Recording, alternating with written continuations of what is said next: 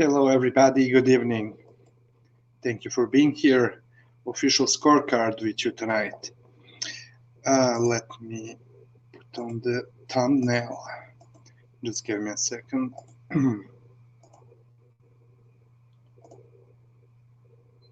Just a little second. Okay, now everything's all right. So, like the title says on the menu tonight, a card from Texas that took place last evening in front of such a large crowd of 73 plus thousand people, which was wonderful. Nice to see the public back. The main event, Canelo versus Billy Joe Saunders, Soto Takayama, Conway versus Cissokho, as well as the young prospect Keyshawn Davis facing Meza. But right before diving into the main event, with which we are going to start this review, let me give shout out to B-Space. Hello, B-Space. Bonsoir, bonsoir, bonsoir. Yeah, but before that, I just have a bad news, an announcement to make. I'm very, very unfortunate to say this, but the brain behind this show, Corruption in Boxing, is going to be forced to go on retirement from boxing talk, being that anybody who knows him knows that he's extremely busy, and so even to begin with, it's crazy to think that he had time to give us the opportunity to talk with him and to listen to him talking about boxing. And since the moment I discovered his channel and his appearances on other podcasts, he became my number one boxing channel without any doubt. The amount of knowledge he's been showcasing on this stream, this podcast, the Coup d'etat of boxing, as well as pound for pound report and BDA boxing and probably some others, is really great because he I mean, and it's not only boxing, any topic. I was able to speak about with him. I mean, it's enough to listen to him for 1 straight minute to see that he clearly knows what he's talking about. And man, he's gonna be missed for sure, because not so many people, very few people, are able to speak close to his level, whether the boxing topic or any other topic. Extremely knowledgeable, intelligent, and perhaps great dude overall, great person. So it was my big pleasure and big honor to in fact be able to start this podcast with him, because I just gave you the reasons. I just explained you to what point I respect his input, or whatever the subject is.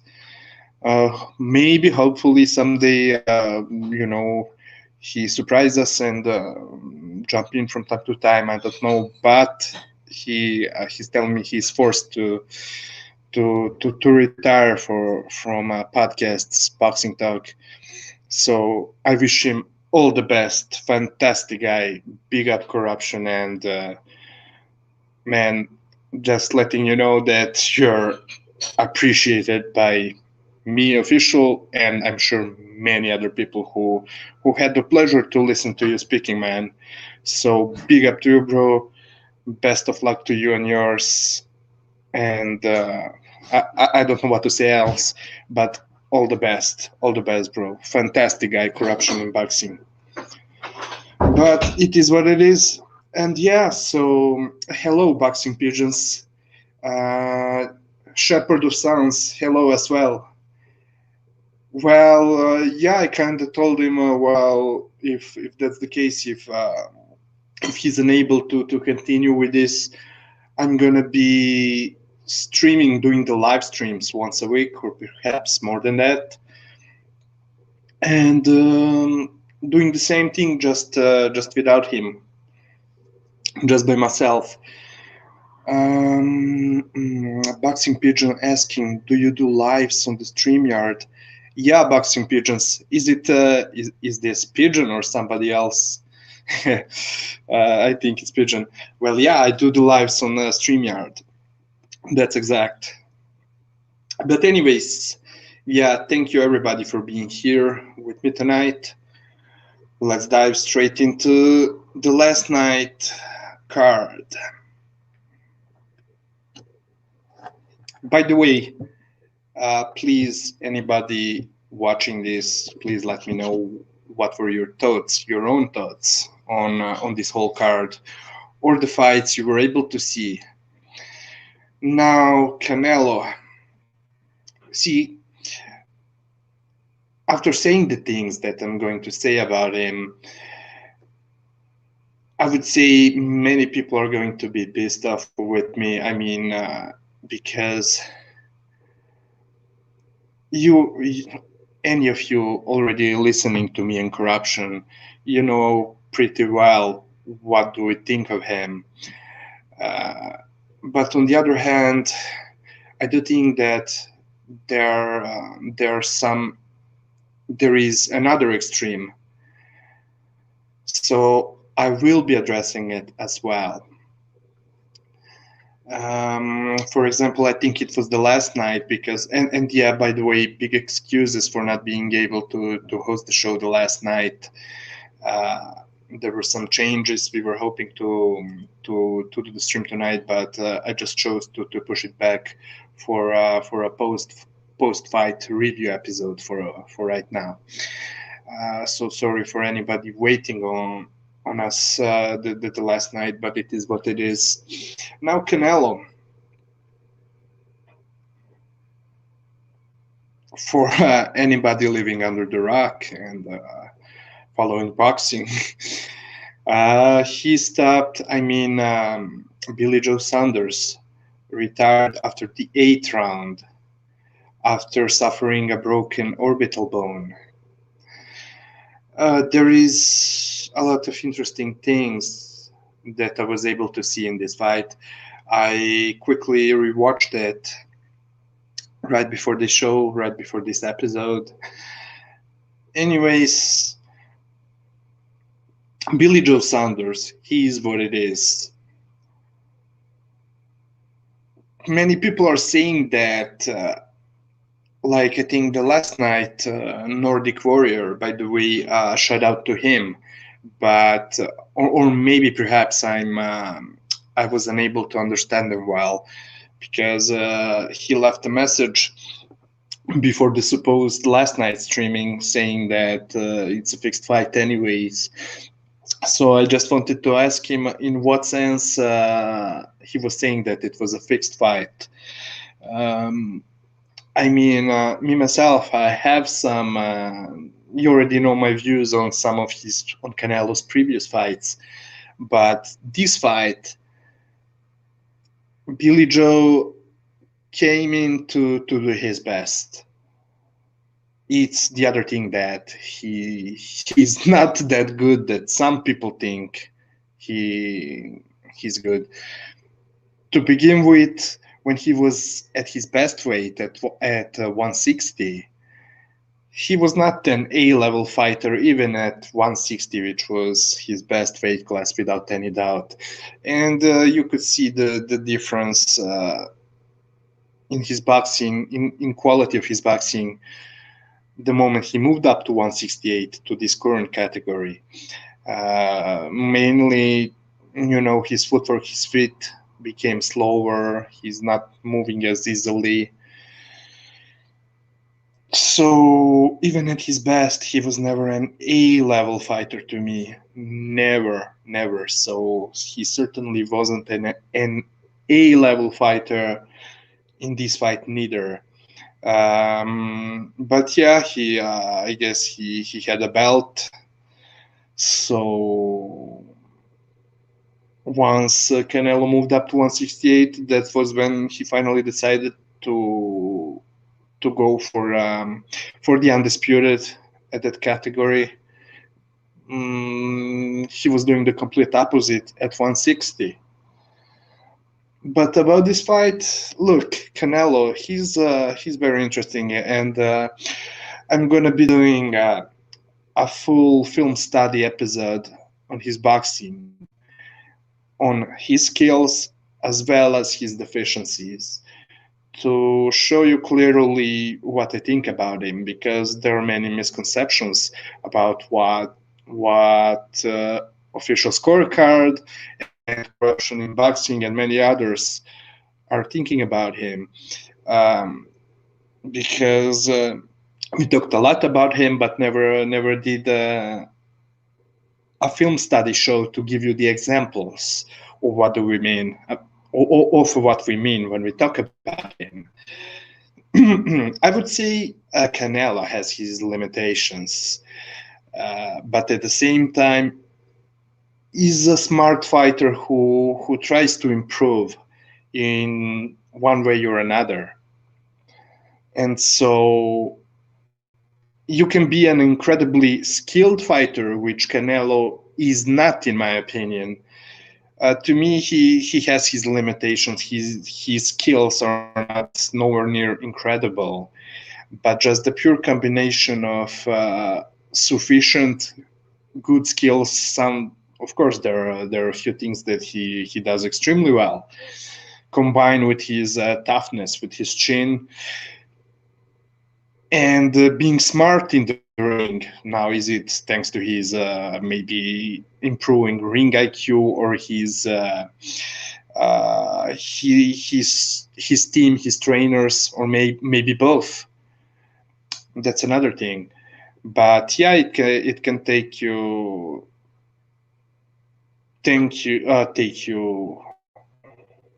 far, pretty far. So I do think there are many more skilled fighters than him. Maybe not in this very weight class, because I do think the current 168 is extremely overrated. But I'm talking about the current boxers overall, included the other the other weight divisions. So there are many more far better skilled fighter than Canelo, but his sufficient skills plus toughness plus intelligence is a nice combination for which make him a very well rounded fighter. Now, yeah. So to go back at what Nordic Warrior was saying the last night before the show, before the supposed show, that it was a fixed fight. I really wanted to ask him, and I don't know if he's listening to the show now or not, but I was curious to ask him in what sense, because just like I said, in my personal opinion, if it means that Billy Joe Saunders himself threw the fight, I don't believe it at all. I don't believe it 1% that Billy Joe threw the fight. Now, if anybody wants to bring up what he said about the fight when it was signed, there are very few a couple of things that I can say about it. First of all, you can take it as him being honest, meaning that he knew that he never had a punching power to trouble Canelo. If Triple G Golovkin wasn't able to stop him, then Billy Joe, being honest with himself, he knows that he won't be able to hurt him, and he was right about it. So maybe he knew he was talking at the same time he was talking about him possibly outboxing Canelo, but still not getting the victory. So that's where that talk, that sarcastic talk that many people talk about or whatever, is coming from. But also, you may never know. I mean, I always hated when people were giving importance to what anybody saying, being a fighter or a trainer or anyone else uh, from the world of boxing is talking about. It can be taken in various degrees, can be seen as just a trash talk, just some mind games. It can be true. You can never know for sure. But in my opinion, anyways, it was clear that Billy Joe Saunders in that interview a couple of months ago, a month or two ago, was just being surprisingly honest, knowing that he had no chance to get the decision, being that he knew he couldn't stop Canelo.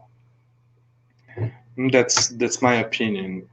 Now, the other thing is that many people, like me myself, we've seen that seasons moving up to 168 and that fight at 175 against Kovalev, he had the rehydration clothes slapped on his opponents, trying to hide it. Only thanks to probably Kovalev's team, who leaked the information just the day before the fight at the weigh-in, that we were able to find out about it. But let's go to this fight and the way it went. People were, so at least on Twitter today, they were talking about, arguing perhaps, if this fight was close or not. One camp saying that Canelo was clearly winning it, the other one that it was extremely close. I've watched the fight in total. I wasn't watching it live, but since waking up, I watched it in total 2 times. And I wasn't really scoring it, but I thought that Saunders, kind of on 5th, 6th, and the 7th round, you can argue that he even won the first round, because in the first round, from what I remember, he outlanded Canelo, but Canelo was landing much bigger punches, and Canelo started very well. I mean, he was very disciplined about going to Billy Joe Saunders' body from the first round, and even in the first couple of rounds, those first 4 rounds, I was able to see a couple of moments where he visibly hurt Billy Joe Saunders to the body, where Billy Joe Saunders was trying to hide it, to keep his poker face, but his reactions, his actual reactions to those body shots of Canelo were clearly telling me that he was hurt, because he anytime Canelo landed a great body shot in those first couple of rounds, Billy Joe Saunders was immediately retreating and covering his body and some other things that I was able to see. But anyways, yeah, I mean, no doubt Canelo was landing some huge body shots that Billy Joe Saunders was definitely failing.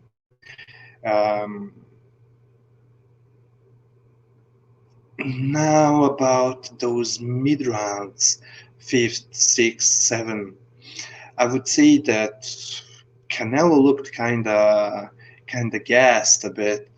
I mean, it's not a surprise, and for whoever is following BDA Boxing Podcast, I was able to jump on the show 2 nights ago, I think, just briefly to talk a bit about Canelo's, I would not say necessarily improvements, but the changes in his game, in his boxing since moving up to 168. And these changes, I'm gonna mention them right now.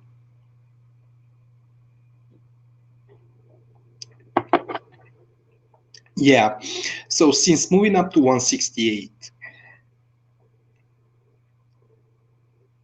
if you're watching his fights clearly, there is something that changed the way he is boxing right now. And I'm not talking necessarily about this specific fight from the last night, but in general. So the moment he moved up to 168, he started throwing fewer punches, meaning that he may be pressuring his opponents constantly, isn't on back foot as often, but his combos are very short. He's usually throwing one or two punches, 1, 2, or perhaps 3 punches, 3-piece combos, and is using much less of upper body movement. In fact, since fighting Kovalev and then fighting at 168, I would say that 90% of his defense is made of his high guard and catching punches with it, and he's just slightly inching forward, being the one stacking his opponents, contrary to what he was doing at the lower weight classes, at light, middleweight, and middleweight. So yeah, he built up his body undoubtedly with some crazy juices, but yeah, we can talk about it anytime you want, but the point here is the changes I'm seeing in his style. So yeah, 90% of his offense became his blocking and his high guard, and also I was saying about him pressuring his opponents and inching forward, but also taking a back step to make them miss, instead of using too much upper body movement. And the reason for it is that, well, we know that he always had problems with his how do you call it, with his gas tank. It was apparent in his earlier fights from a couple of years ago against Golovkin, and even the guys he fought before Golovkin. He had trouble with his gas tank. So that's the reason he stopped using the upper body movement, in order to preserve as much energy as possible. And so it's pretty simple. It's nothing amazing, but it's extremely smart. And anyways, in boxing, you don't have to be flashy, you have to be smart. So I may prefer seeing the upper body movement, but in fact, I do think that despite coming forward at 168, I do think that this style of his, to me personally, is kind of more boring, because it's more basic. But in boxing, most of the times the simplest solutions are the best. You try to make it as simple as possible and stick to basics.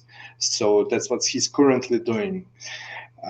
And the reason that he's throwing less punches, and what I mean by that, I mean perhaps shorter combos, just 2-piece combos, or even a single punch, 3 at most, is also in order to preserve his energy levels.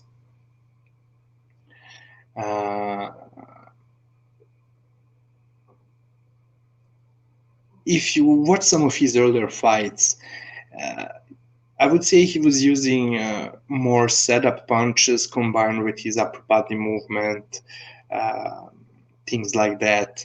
But right now, he's more concerned about preserving his gas tank, but also at the same time, he's fighting guys at 168 who are physically bigger than him a lot of times. He's the shorter one at 168. So it means that he wants them to respect his power, and at the same time he has to preserve his gas tank. So what's the best way to do it? The best way to do it is to just block punches and wing one or two power punches as quickly as possible, and then go back to your high guard.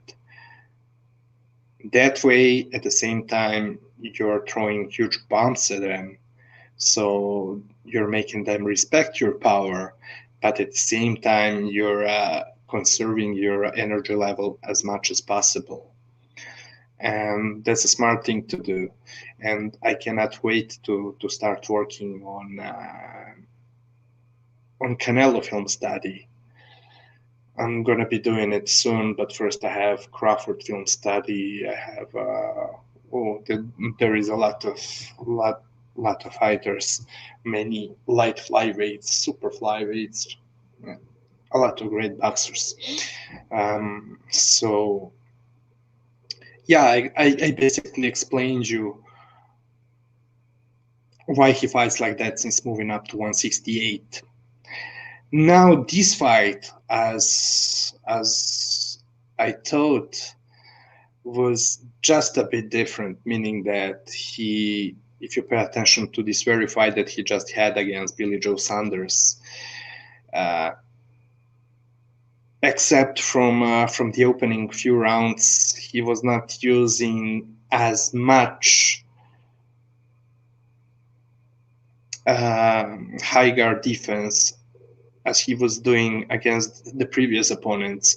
And it's because Billy Joe Saunders is not that bigger than him, if bigger at all, but also doesn't have serious punching power.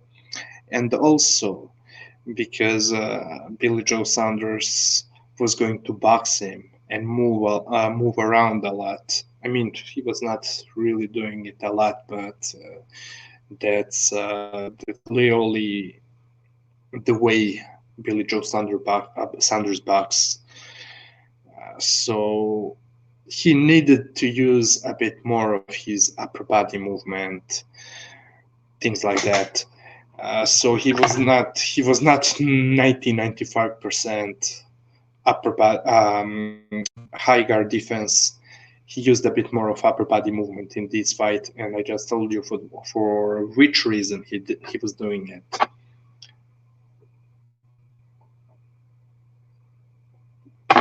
There are a few interesting things that he showed me tonight. I mean, the last night. Most of them,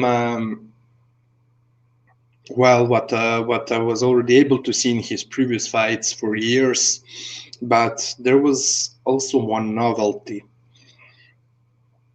See what Billy Joe Saunders was trying to do, and he especially had success in those middle rounds before getting stopped. In the 5th, 6th, and the 7th round,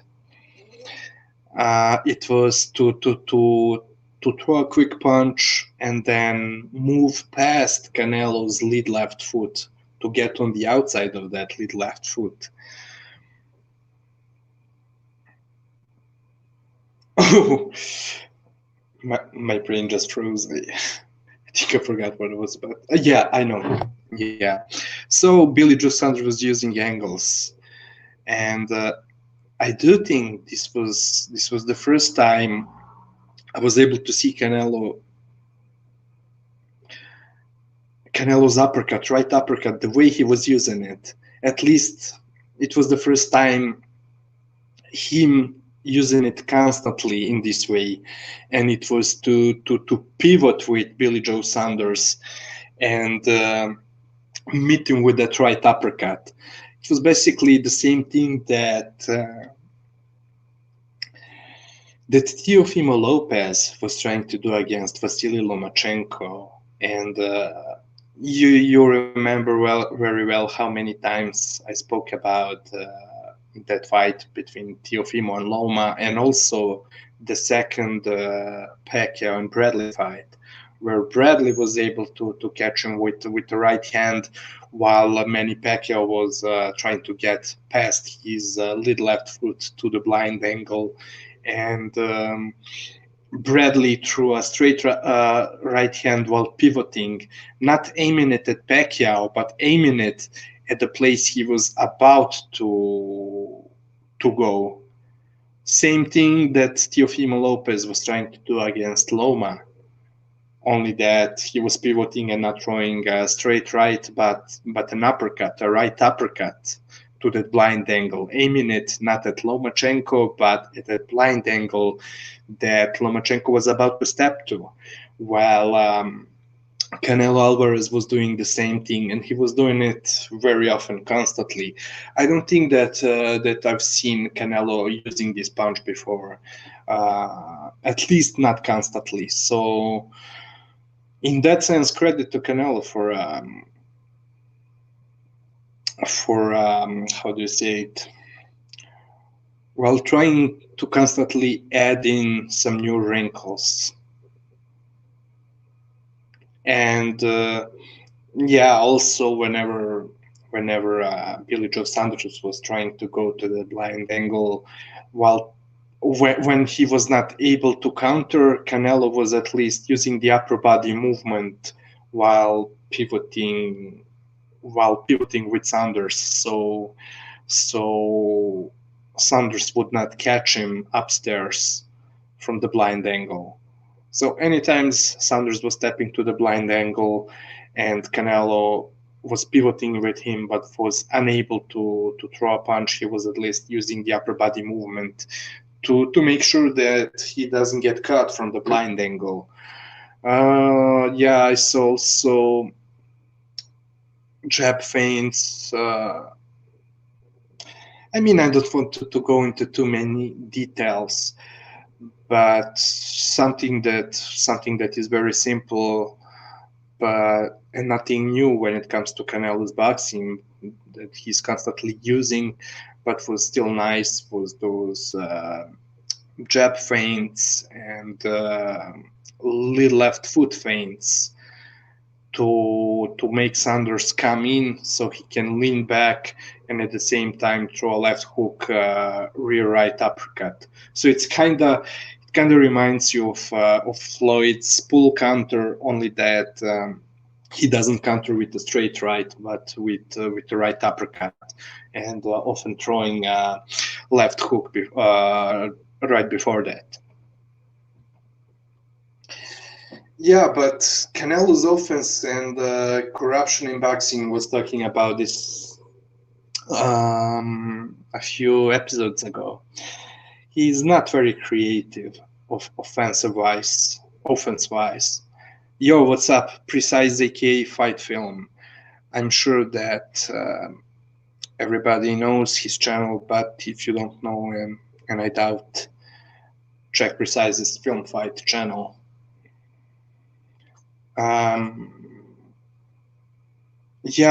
Precise. By the way, I was telling people, sorry, at the beginning of this episode. Unfortunately, corruption in boxing had to retire from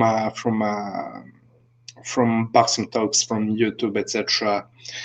Go rewatch the episode from the beginning. I was explaining it.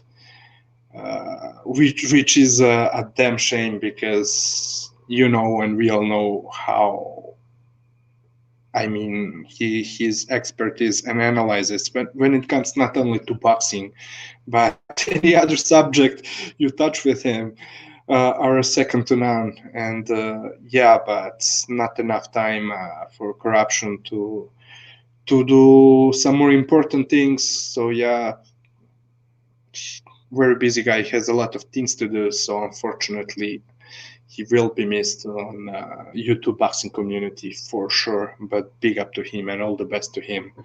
And an incredible,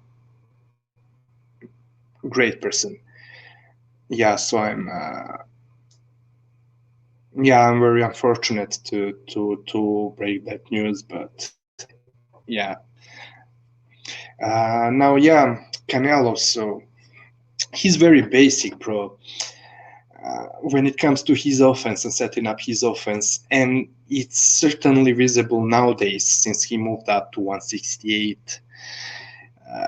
As I was telling you earlier, at least at the lower weight classes, he was, being that he was using his upper body movement and more setup punches, more traps, I would say. I mean, he's still using traps, but different kind of traps. But boxing behind that high guard and just sticking to pure basics made his offense even. I'm looking for the right word. But even more limited than before. And so it was clearly visible in this very fight against Billy Joe Saunders, in my opinion. All things that he was doing, you can see a clearer picture of him just stepping in with the right hand while he's pushing off with his rear foot, trying to time either Billy Joe Saunders coming in or trying to lead with his own punches. Canelo, while pushing off with his rear foot, would throw a setup left hook upstairs just to make them lean down, to duck beneath that left hook and to prevent them from stepping to his left outside of his lead foot. And as he's pushing off that rear right foot, he's throwing that setup left hook and throwing that huge either straight right to the body, overhand, or the uppercut. And in that sense, he the way he's throwing his right hand reminds me a lot of Bektemir Melikuziev, but that's a story for another episode. That's another topic. I mean, yeah, Canelo, he's not, he's very subtle. There are some things that he does extremely well, but are subtle, that I will be breaking down in a film study soon enough, I hope. Very good high guard, very good defense, upper body movement. But he's not that easy to... I mean, first of all, I don't like when people are generalizing, saying, oh, this style is going to beat him or that style is going to beat that fighter. I mean, everything is possible as long as any style can be another style, as long as that style is performed better than the other style is performed. You get what I'm saying? It's pretty clear. But yeah, you can outpoint him, you can outfight him, but just you have to be well-rounded. And a good thing for Canelo, beside having all the evident A-side advantages, he has a good chin that it makes him nearly impossible to get stopped or knocked out. Plus, he has the commissions in his pocket. Plus, he's defensively responsible, and he sticks to basics. So many of us may remember him as a flashy fighter, and in some sense, he may be that. But I would say that when it comes to Canelo's flashiness nowadays, it's only about his hand speed, his flashy hand speed, because he's not trying to be cute, except for some upper body movement from time to time, like the one that he showed against that he showcased against Danny Jacobs. But nowadays, he's an extremely basic fighter in a sense that he sticks to basics. So his defense is his high guard and inching forward or backward, taking a front step, taking half a step back, things like that. So the minimal movement and the minimal waste of energy. Now, I would even say that the reason that he got tired a bit in those mid rounds, in the 5th, 6th, 7th round, was because he was using more of that upper body movement and things like that, because Billy Joe made him work. Good evening to you too, Apology Man. Big up, bro. And big up to you, Vince Vegas. Yeah, exactly, Vince Vegas.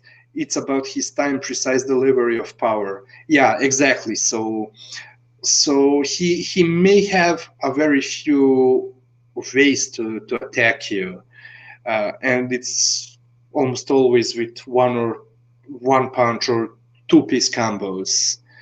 But yeah, he's looking to time you with them. He doesn't jump in with those left hooks, straight right or overhand right, like a retard. He's doing that trying to time you. When he judges that, he can catch you with the right hand. But yeah, those opponents of his, they have to either take it into account and adjust to it. And on top of that, they also have to be tough enough, to take those punches and Canelo's pressure. So yeah, that's exactly what I was trying to say. He's very basic. He uses just a very few ways to attack, but he has the timing down. He tries to spring in as quick as possible when he judges the moment is good for him to do so. Now about the stoppage. The way it happened, while since the 7th round, it was pretty obvious what Billy Joe Saunders started doing. Usually he would step in behind a jab or a lead right hook, and immediately after throwing the jab or right hook, he would duck down over his rear foot.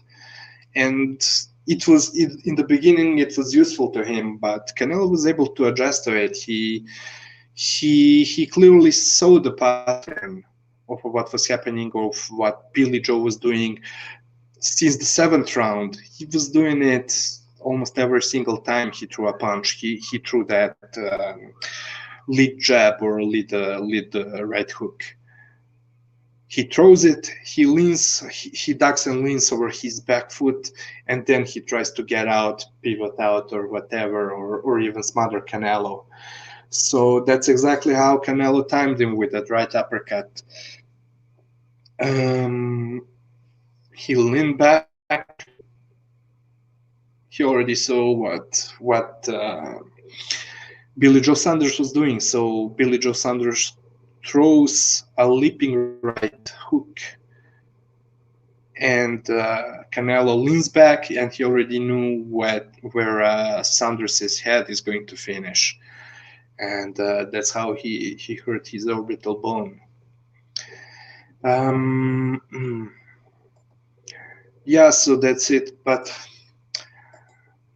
okay, guys, so feel free to tell me, what do you think about the fight? B-Space saying Billy Joe wasn't committing to his punches once he felt the quickness and power. Oh, definitely, Canelo made him gun shy. And I do think that, especially with this style that he's currently using, not necessarily that he was using it all the time against Billy Joe Saunders, but what he was doing, especially against Smith, Kovalev, and who else was he fighting at 168 beside Billy Joe Saunders? Anyways, he's facing his previous couple of fights at 168. That's why he's defending with his high guard and only throws bombs and only opens up to throw a bomb or two, and then goes back behind that high guard again.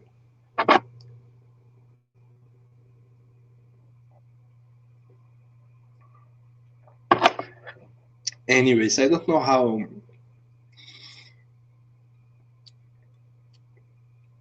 how do you see this current so-called reign of Canelo Alvarez?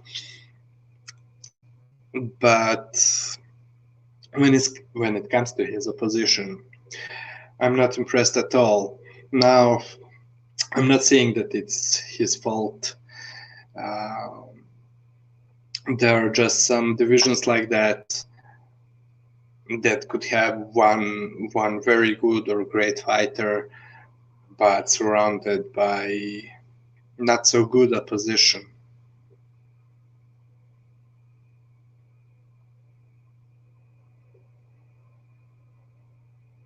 Hold on. Precise saying, man, you watched this poo-poo fight multiple times, bro. I'm sorry. Yeah, but good point. But the thing is, Precise, I was not watching it because I was enjoying it. Nowadays, what I'm doing, I'm just watching it to figure out what the fighters are doing, their tendencies, etc. Let's say that I'm watching them like a coach would watch them, not for the entertainment purposes. See, perhaps that's why I was in the bed by 1:30 in the morning, something like that. I didn't want to stay up to watch the main event and even the other fights.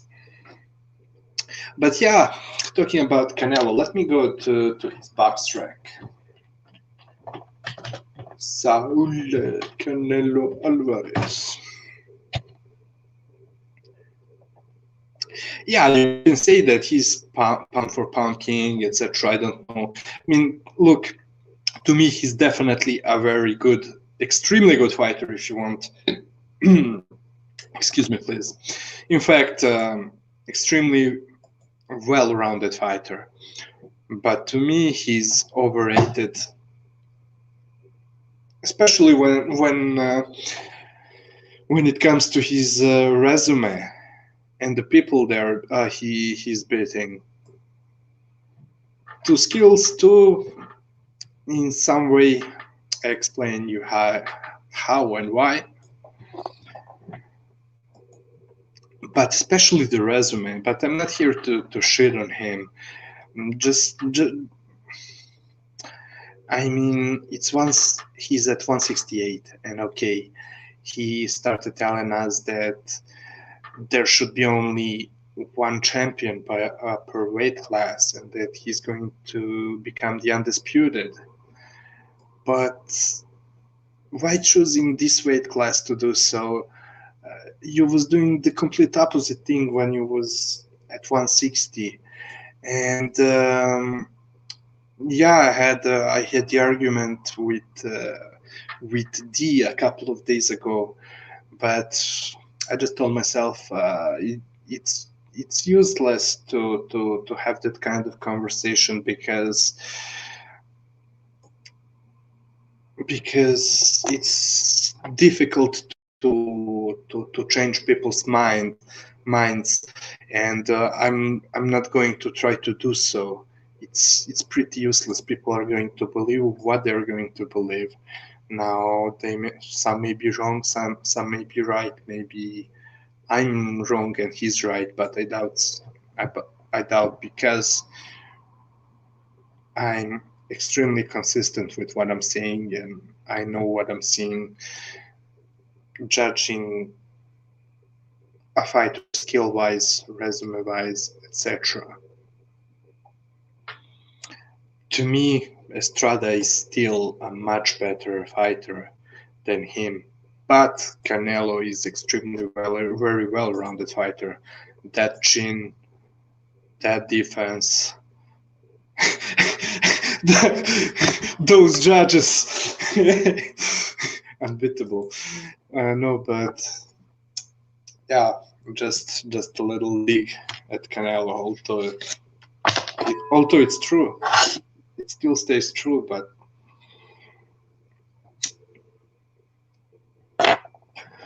okay, so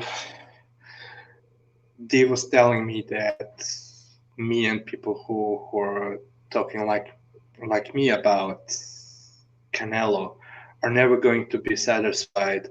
I mean, in my opinion, it's Canelo's problem because he allowed it to happen.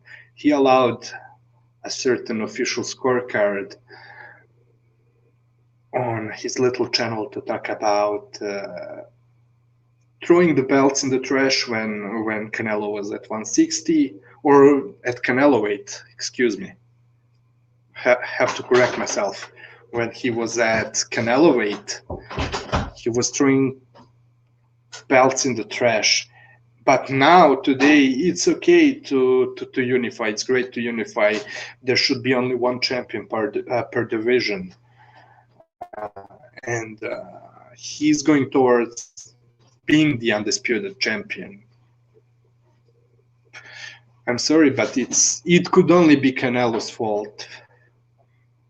I mean, and it didn't happen only once with Golovkin, which in itself is terrible enough, but also against not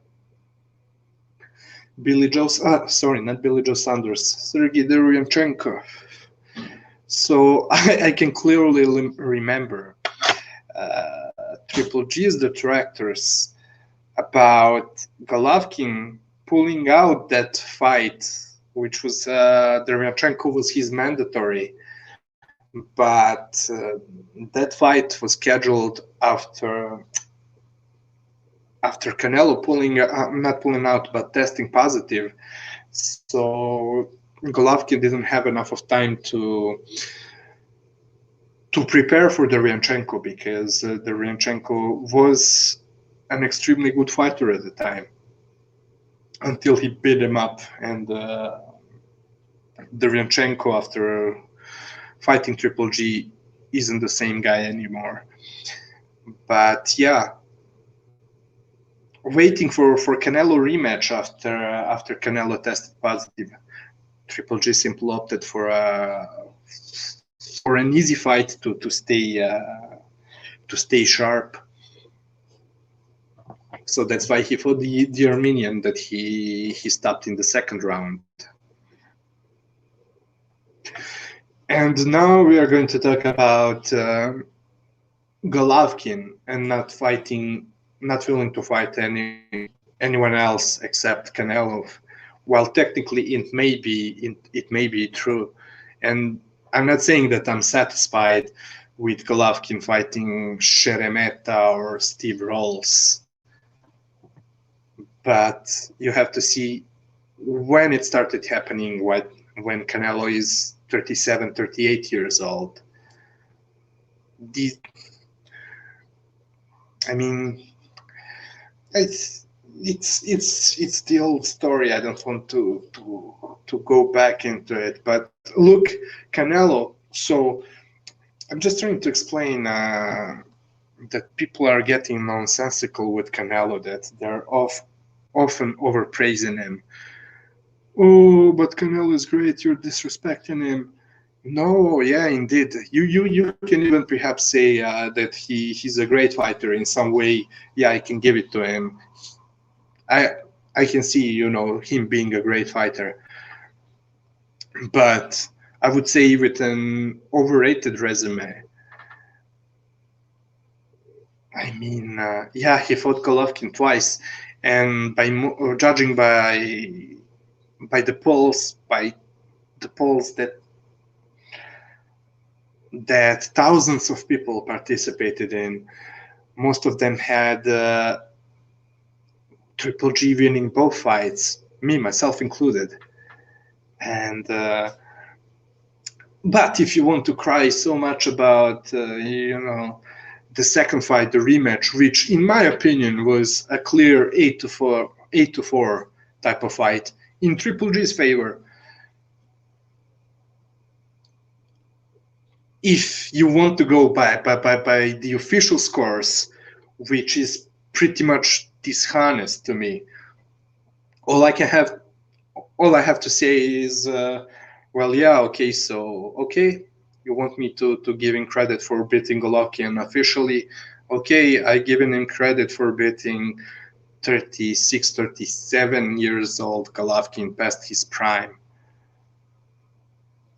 See, but people don't like to take it into account. They are only taking into account the things that I like about Canelo, but not the things that that are true about him.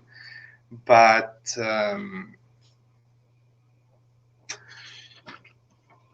you get what I'm saying. They're completely ignoring the things that Canelo should be accused of. They're just ignoring it. It doesn't exist to them.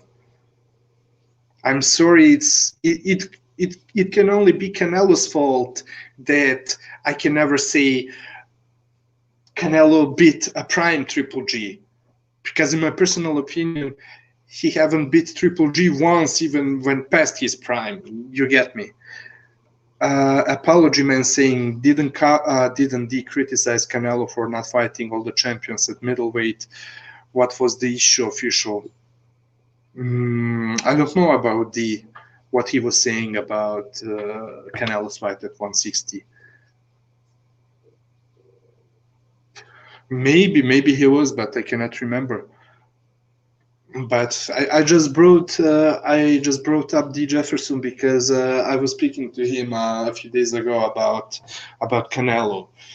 In my opinion, he was bigging up Canelo way too much. Nordic Warrior, he's here. Yo, God bless to you. Nordic, by the way, if you don't mind explaining me just what you wrote the last evening when I was about to start the show that I had to reschedule for tonight. When you were saying Nordic, when you were saying it was a fixed fight, do you talk about Billy Joe Saunders being on it or not? Because like I said earlier, I don't believe at all that Billy Joe Saunders was on the fix, if it was any. But at the same time, all the rules are tilted in Canelo's favor. Yeah, another thing. Yeah, so Canelo is so great. He's a short, small guy, stocky guy, but still small, short, beating up all these huge 168 pounders, 175 pounders. Yeah, but he's giving them the rehydration clauses that he's trying to keep secret at the same time. So I'm sorry, but Canelo is the only one to blame for me not giving him the credit that the deluded Canelo fans want me to give. You get me? But anyways, enough with that fight. Canelo did as expected. Now he wants to fight Caleb Plant. Caleb Plant, his first fight. First time I saw Caleb Plant, it was against Uzcategui, and I was bored to watch the whole fight. I only saw a minute in total, a minute of that fight in total, I think, if even 1 million, if even a 1 whole minute. Skategi, the first thing I said on Discord or on YouTube, I think it was on BDA Discord, I said, this guy's defense is non-existent. His defense is pure shit. It's garbage. He uses his footwork for his defense, and it's so open up for counters. I mean, I've seen that against the German guy. Can't remember his name. Fagenboots.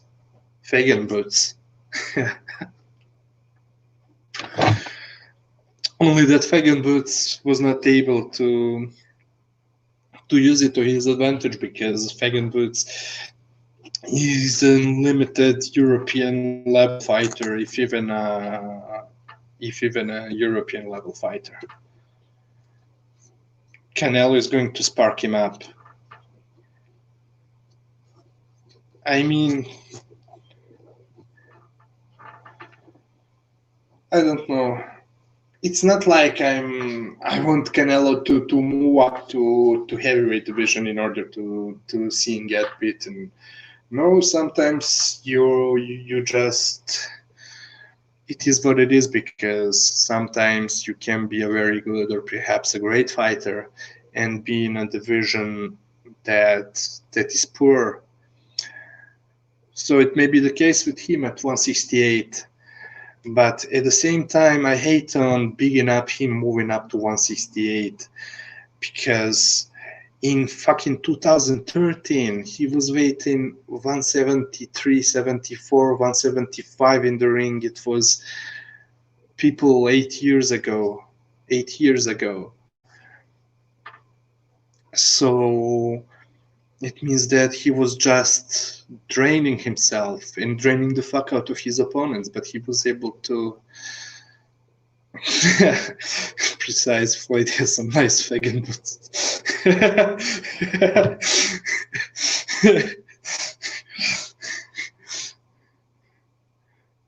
He has some nice Fagan hairstyle as well.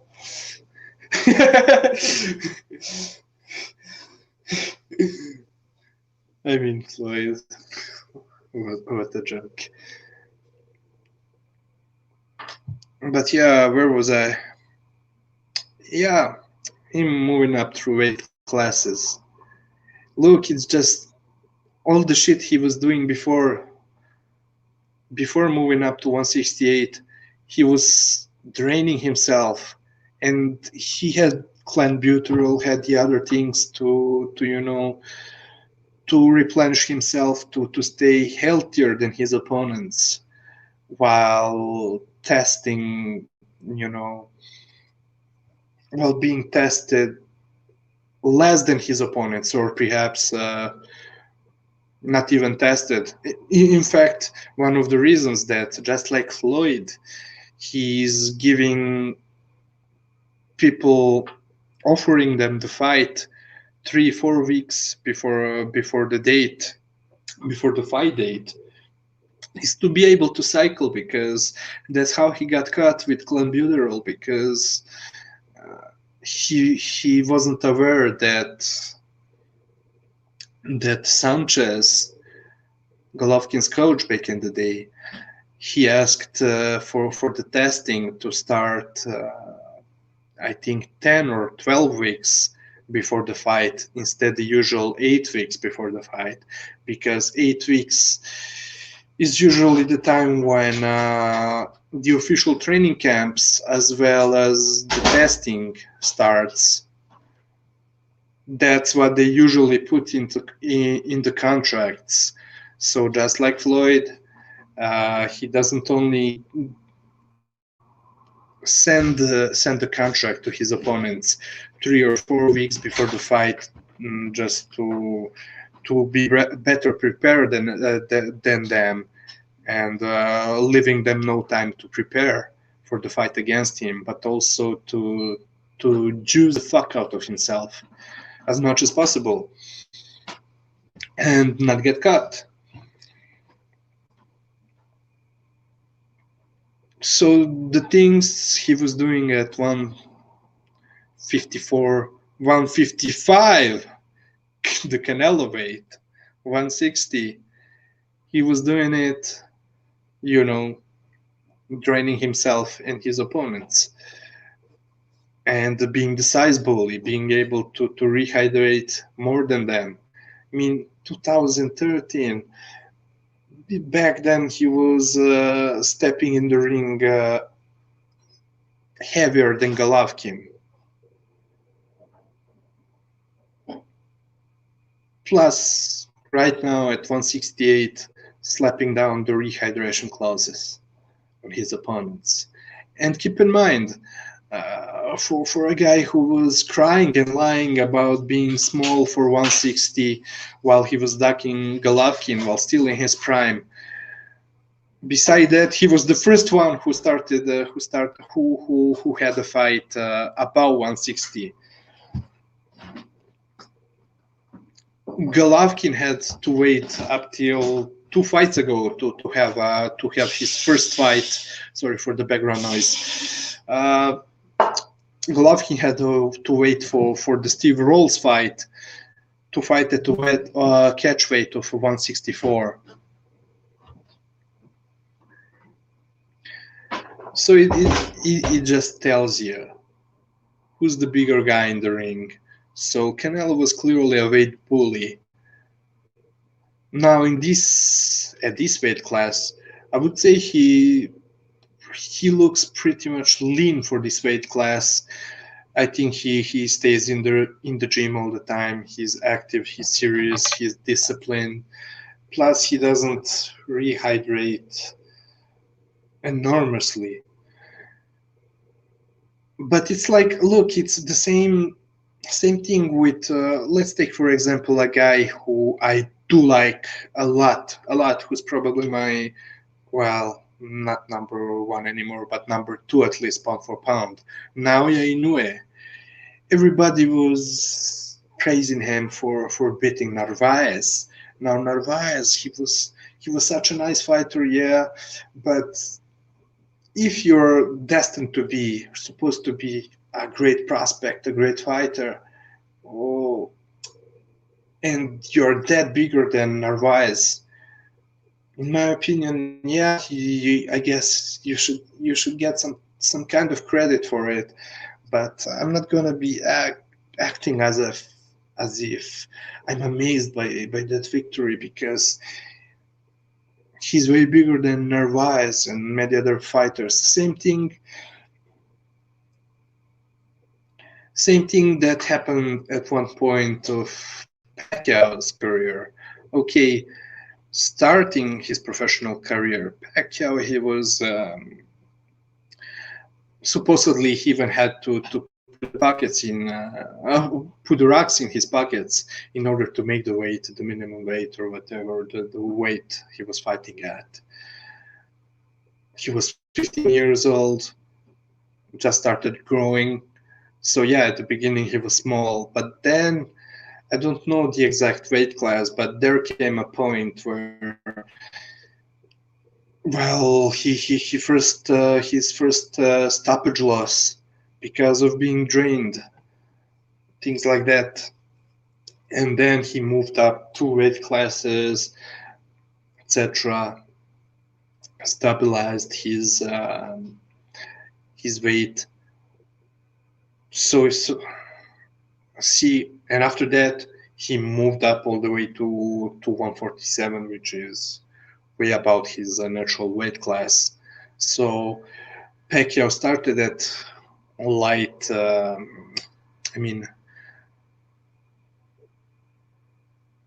at flyweight, but I wouldn't say he's a natural flyweight. At the same time, I would not say that he's a natural welterweight. I would say that Pacquiao is a natural 130, 135 pounder for,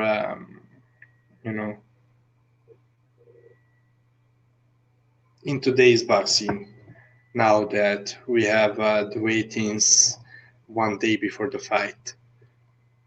for today's standards. But yeah, enough of Canelo and the whole thing. Let's go quickly to the other fights that took place.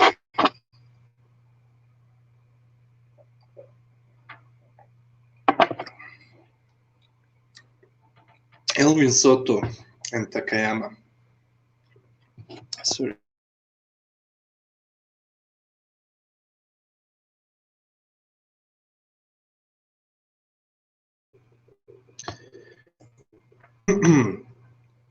To me, this was a very, very exciting fight.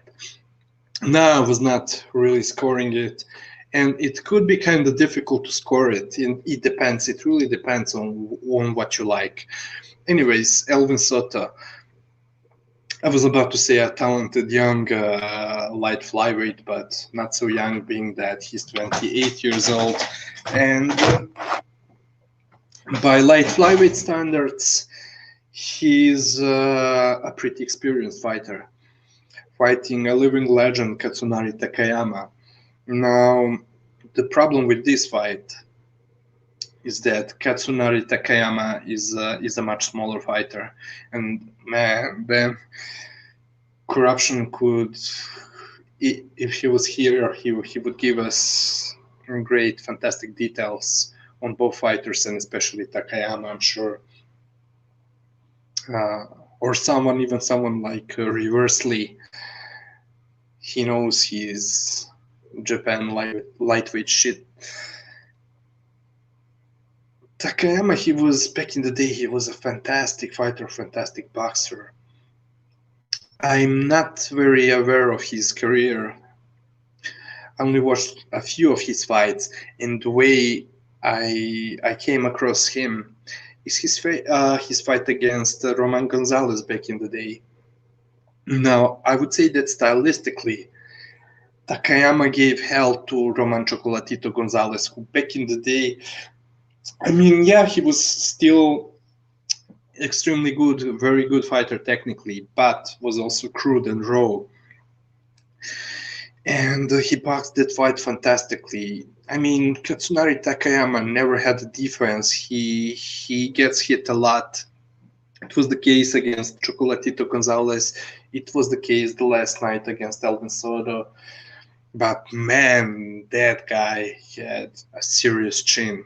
Crazy iron chin. Fantastic. And plus, great hand speed, great foot speed. I mean, the way he's boxing in and out, he's lightning fast combos, and extremely good punching placement, really beautiful combos up and down.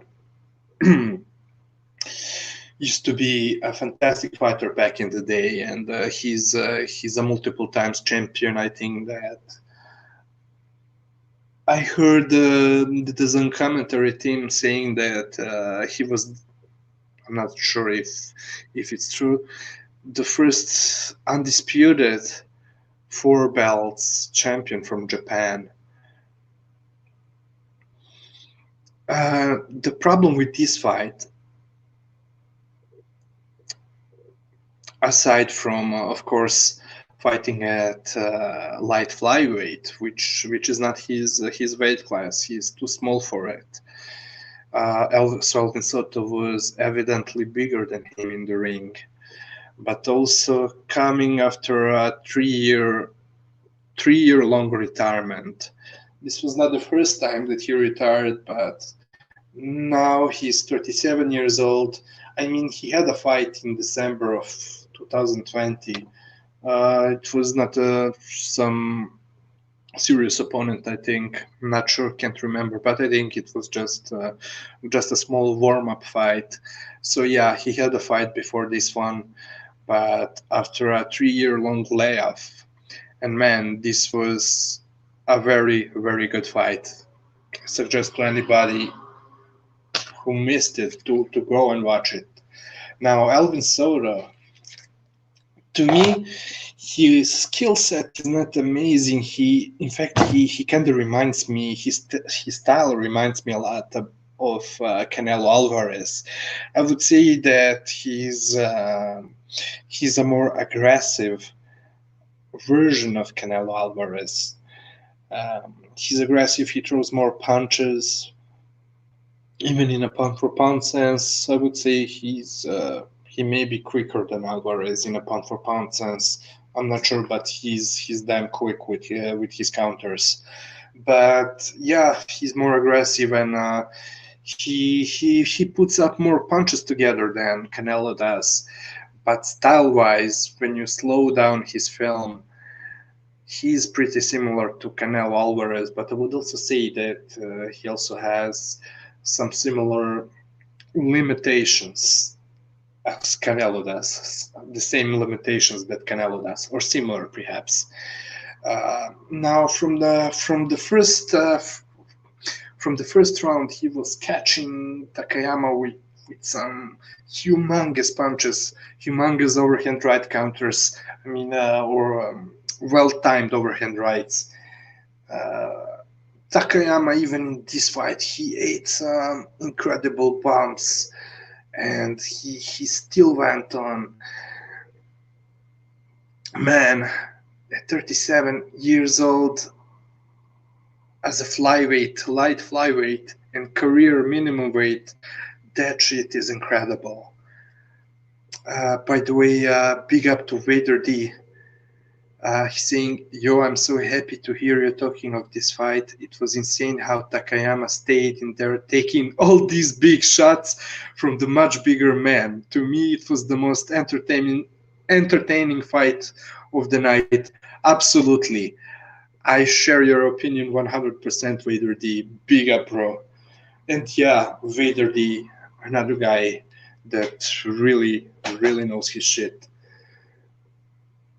And I'm so glad for Vader D to be here among us and to follow the podcast. Let me light up a cigarette.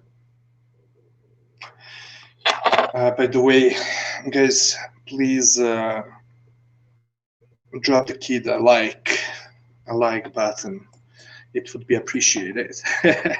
No, but yeah, to go back to this fight in between Soto and Takayama, man, from the first round, from the opening bell, Soto was catching him with some huge overhand bumps, well-timed bumps, and then the left hook also.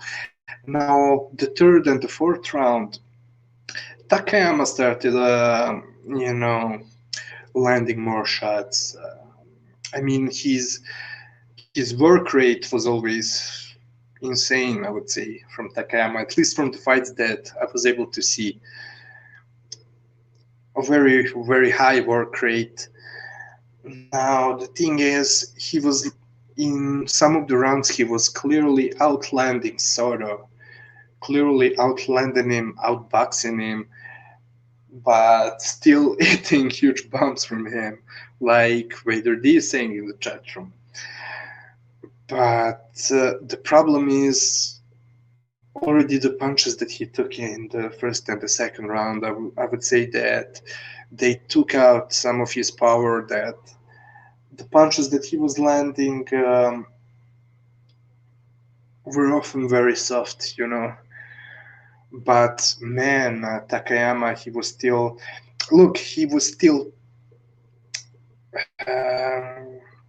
landing some extremely beautiful combinations, going up and down, or starting with the body shots. He was very good at setting up the liver shot also. He had many moments in this fight against Soto where he displayed a beautiful combination punching, but didn't have enough of hit of it on those combos. First of all, he was never a huge puncher. He was always a pure boxer,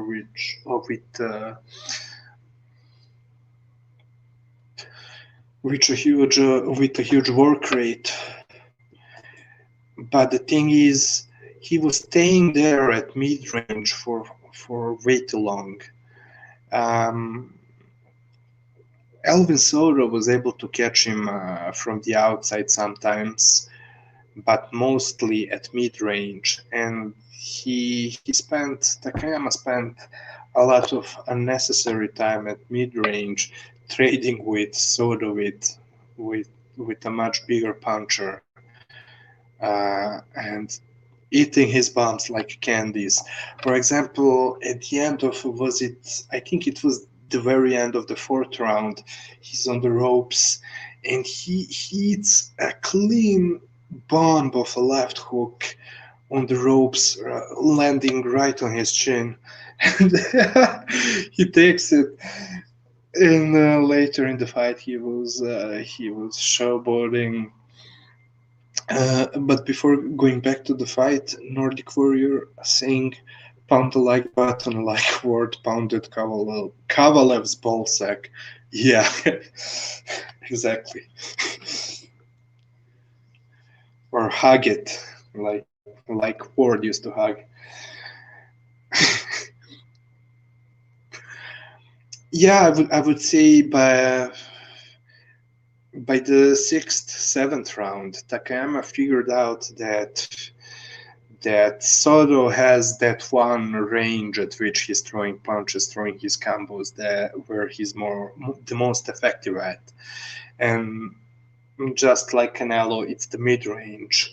And he started pushing him back and smothering him, closing the distance in between them.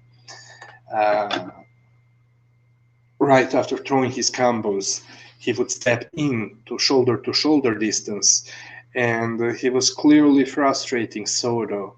So yeah, he would throw his combos, step in to the inside, and then the next few times he would throw his combos and get out of range. And he was clearly how do you sing? He was clearly frustrating Elwin Soto, who was still landing some huge bombs. He never stopped landing huge bombs, but in some rounds, a few rounds, I would say, Takayama outboxed the shit out of him, but still an extremely good fight.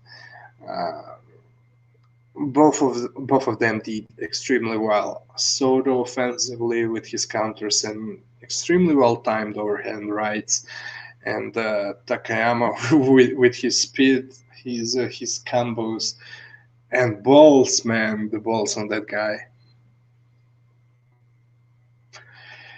Even Andrew Ward could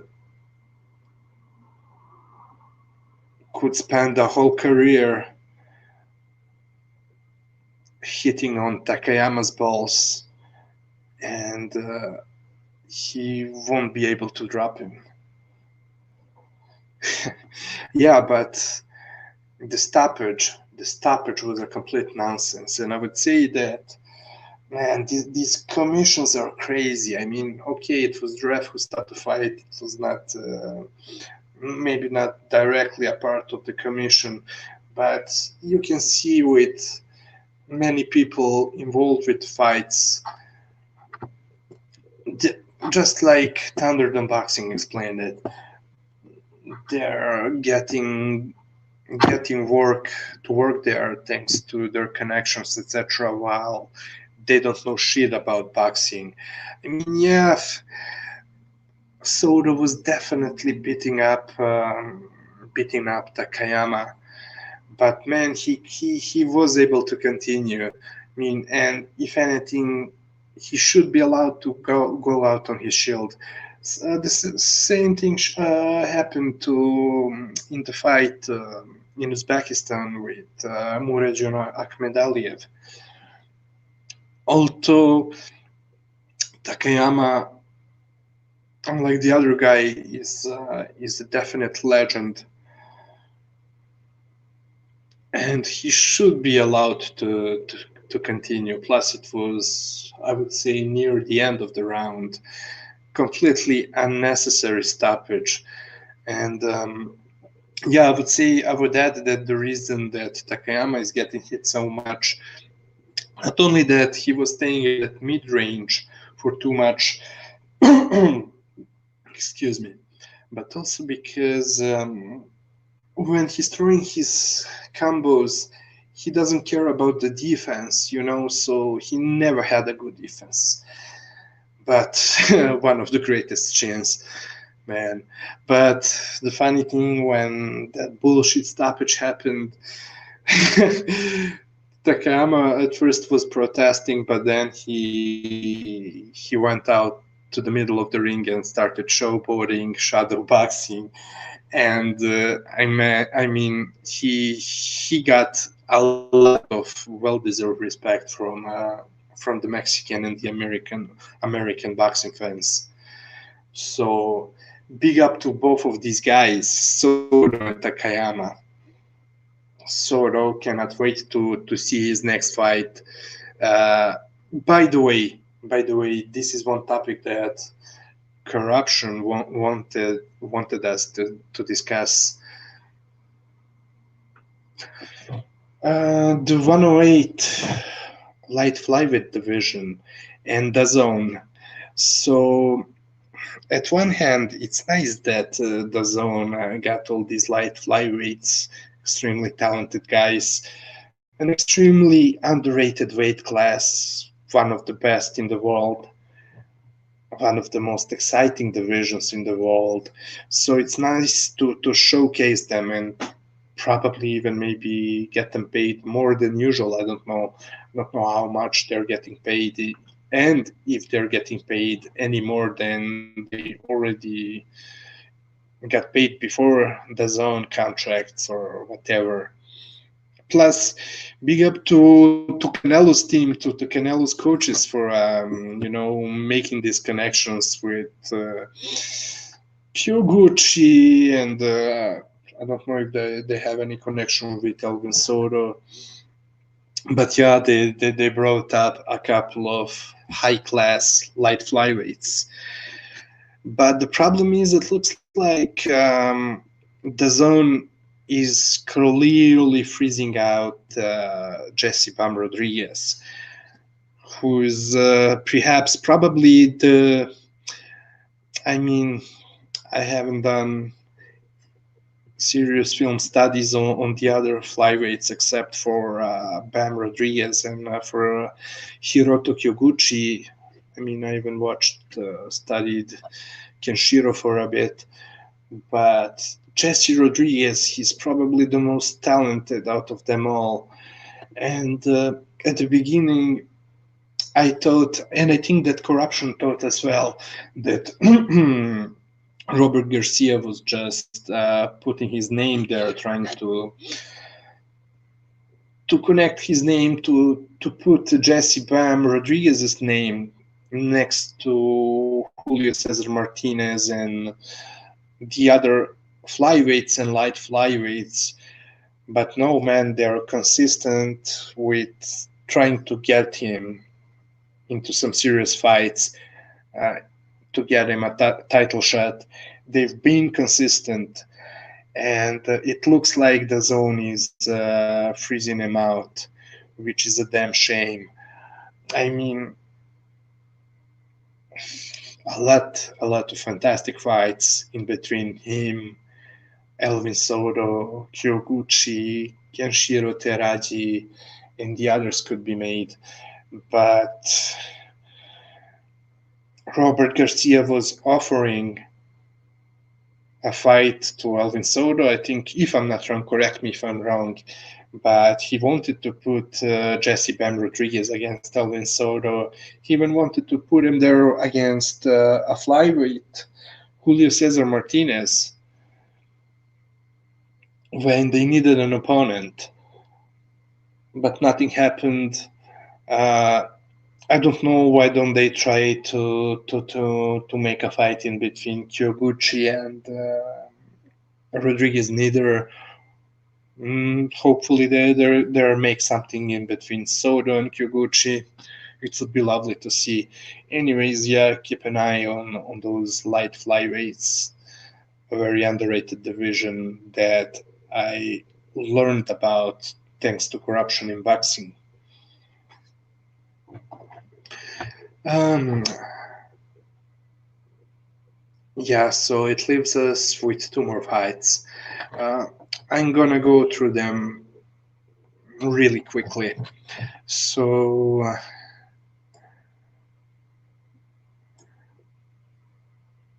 Souleymane Cissokho faced, I think it's a British guy, Kieron Conway, super welterweight division, light middleweight.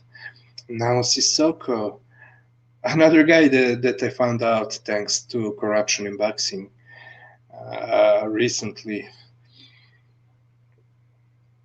Yeah, he originated from Senegal but living in France, Paris. Yeah, so he's from my city, and really nice to see him doing the good things in the ring. Now he's still a prospect. I would say he's not athletical at all. He doesn't have any real quickness, any flashiness, but a very well schooled fighter, sticking to basics. Very good jab, right hand, one twos. He showcased an excellent jab upstairs, but also downstairs. The jab to the body is amazing, in my opinion, well timed. Now his opponent, he clearly made Conway gun shy with those jabs, and he was extremely patient. So yeah, he's not entertaining to watch, but a high quality fighter, very talented. And corruption was telling me that he's very rusty because he had a long layoff. And in fact, yes, the commentary team was telling us about his last 5 fights being cancelled, which is amazing. Yeah, so he boxed in 2019, so he haven't fought up till that fight he had on Chocolatito Estrada undercard, and then he came back to fight Kieron Conway. Yeah, fight itself, it was not anything really entertaining, if not for Souleymane Cissokho's talent and I mean his discipline. A very, I would not say basic fighter, but he was very disciplined and sticking to basics. Um, Good range control, very disciplined when it comes to range control. Hold on. And it was a 10 rounder for 9 rounds. It was a clear shutout. Good shutout, in my opinion. Clear shutout, sorry. Yeah, so yeah, by the way, big up to Alone in the chat room, and he's confirming what I'm saying. He says Cissokho had good lateral movement. Yeah, very good footwork. By the way, I don't know what's up with the French guys, but it seems that they have some kind of connection with what's Andrew Ward's trainer, with Hunter, because there is quite a few French fighters who went to the U.S. and all of them chose to train with Virgil Hunter. So it's interesting. Just an interesting remark. But yeah, and Cissokho can do many good things with that jab. Of course, to set up his straight right, to control the range at which he is excellent, but also to step in to short range, to come to the inside very quickly. He's very subtle, throws that jab, and right behind the jab, he comes in so well to short range, throws a jab stepping in, he's ducking, coming in to short range. From there, once on the inside, he can throw a right uppercut and then get out of range. Now, like Alone was telling in the chat room, really nice lateral movement as well. well. But also, I've seen him doing. I mean, I'm not here to criticize him as if I'm not Angelo Dundee. He was overrated, but Ray Arcel, like I'm some shit. But he was a couple of times. I've seen him squaring up a couple of times and even turning southpaw when changing the direction of his lateral movement, and that's how he got cut with some jabs and even the right hand a couple of times, I think. So yeah, sometimes I mean it's pretty natural, normal to kind of square up your feet in order to move laterally, but the way he was doing, he was not only squaring up, but he was also switching stances. But other than that, very disciplined fighter, and he may not be the most exciting to watch, but when he shakes off the ring rust, he can only get better when he gets more active, and he can do a lot of great things in the future.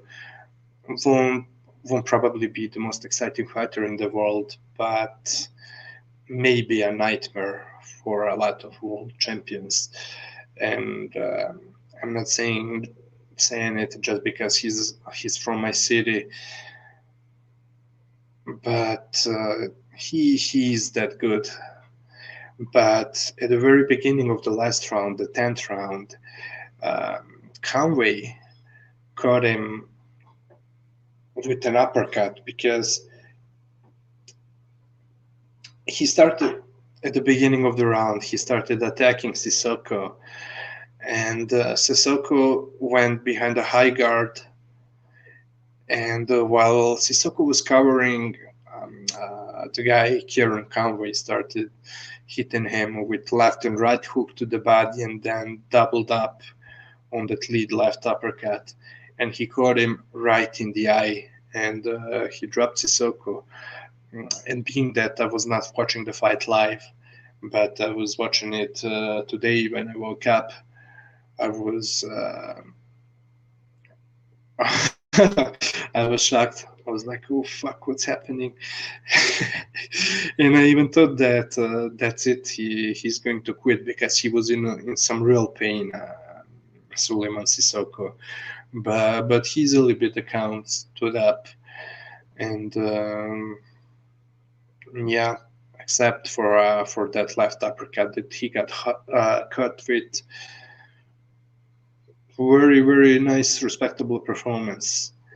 Nothing out of this world, nothing flashy, and it his performance, let's say that it was not fantastic, nothing unbelievable, but good, and hopefully he will get better when he shakes off the ring rust after many months of inactivity. And the last fight I'm going to talk about, Keyshawn Davis against Jose Antonio Meza. So it was the third professional fight for Keyshawn Davis, and man, I'm telling you, he's a serious talent. Sorry, guys, just give me 10 seconds. I'm going to drink some water. I'm coming right back.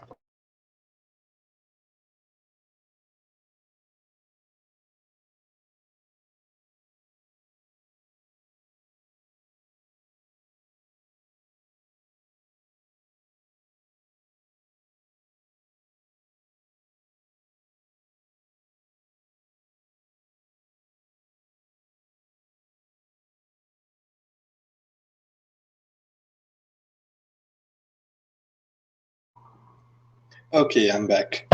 Thank you for waiting. Yeah, man, it was unbelievable to see a fighter being so mature in his third pro fight.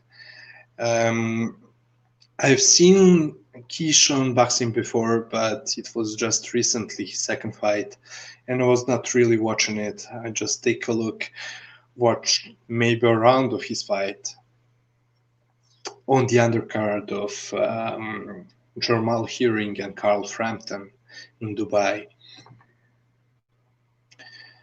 And in that fight on that undercard of Hearing Frampton, I was able to see that he's very disciplined when it comes to his range control and with his patience.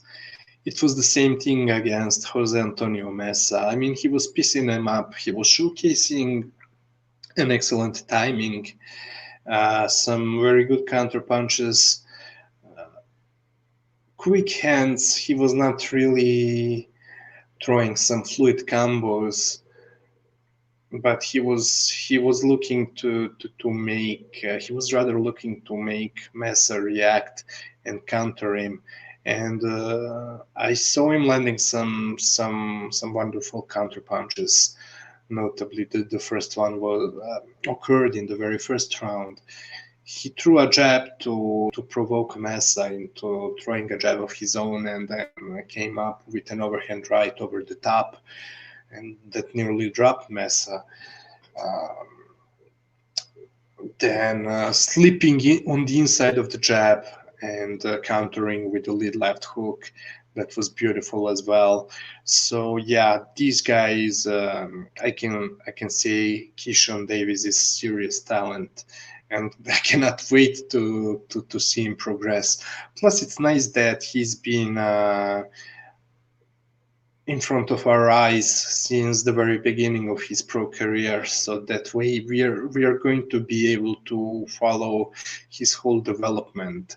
Now he's been a highly touted amateur fighter that was supposed to go to the Olympics in Tokyo 2020, but with everything that happened, he chose to being that Olympics were pushed back for the summer of this year. He chose to turn pro. And I can tell you, man, for example, if I compare him with Jaron Ennis, which I do like a lot, and he surprised me actually with the progress he's making, but I also have some criticism for Jaron Ennis. But Jaron Ennis is 30 something fights in, right? Or 26, 27 pro fights. And I still have, I'm still seeing some mistakes that he's making, that Jaron is making. Now, Keyshawn Davis, who's a current super lightweight, I think, which means light welterweight. He looks so mature that I haven't seen. Now, I'll give it to you. I wasn't really analyzing this fight closely, not studying it, but I didn't. I think I haven't seen many mistakes from him. So, but I saw the physical talent, so the intelligence in the ring. So some quickness, physical talent, reflexes. Now I'll give it to you. He was not fighting a good level opponent neither, so it's much easier to find what a fighter is doing wrong when his opponent shows it to you. Now, Keyshawn Davis didn't have an opponent who would show us if Keyshawn Davis is doing anything wrong. But anyways, still beside that, I would not say amazing performance, but yeah, if you take into account that it was his third pro fight, you can say it was amazing performance, if you get what I'm saying. A very, very mature performance from Keyshawn Davis. So cannot wait to hear more from see more from him. Sorry. Now that would be all when it comes to the last night card. Now let's go to the fight schedule.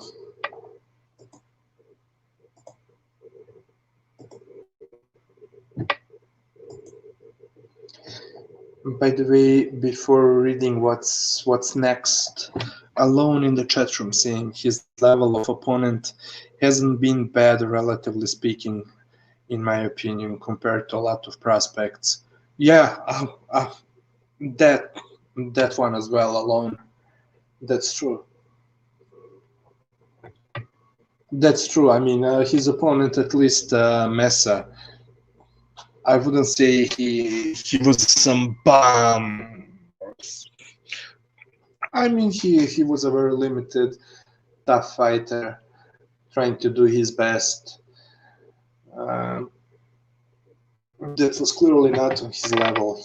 So yeah, but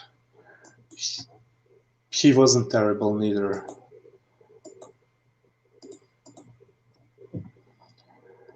Okay, so this week we had Canelo versus Saunders. The next week,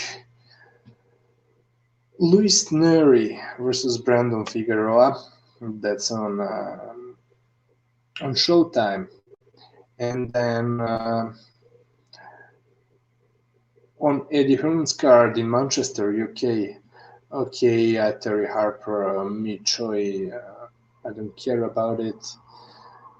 Buatsi versus an opponent to be announced. Maybe Gamal Yafai versus Jason Cunningham.